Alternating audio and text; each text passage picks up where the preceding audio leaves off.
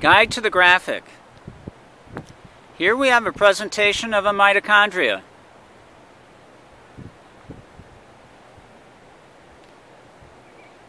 And in raspberry are the ribosomes.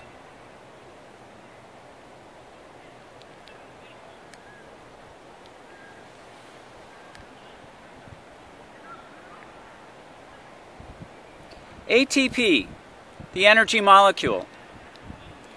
When a muscle contracts and exerts force, the energy used to drive the contraction comes from a special substance in the cell known as ATP, Adenosine Triphosphate.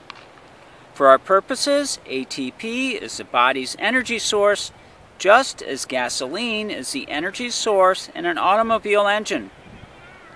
How quickly and efficiently a muscle cell produces ATP determines how much work the cell can do before it fatigues. While there is some ATP stored in a muscle cell, the supply is limited. Therefore, muscle cells must produce more ATP in order to continue working. Muscle cells replenish the ATP supply using three distinct biochemical pathways or separate series of chemical reactions.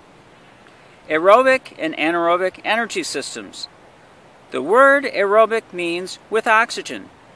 The aerobic energy system for producing ATP is dominant when adequate oxygen is delivered into the cell to meet energy production needs, such as when the muscle is at rest. Most cells, including muscle cells, contain structures called mitochondria. The mitochondria are the site of aerobic energy production. The greater the number of mitochondria in a cell, the greater the aerobic energy production capability of that cell. The other two energy systems are the primary sources of ATP when an inadequate supply of oxygen is available to the cell to meet its energy needs.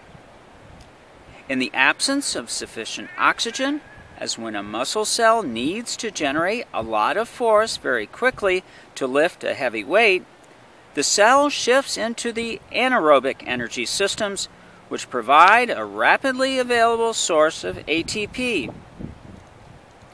Anaerobic means without oxygen.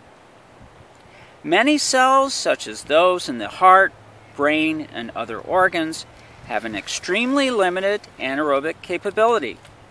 Therefore, these cells must be continuously supplied with oxygen or they will die.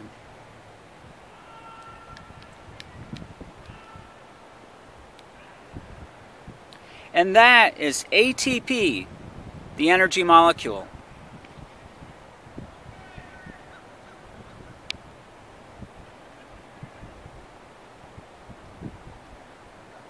Have a great day.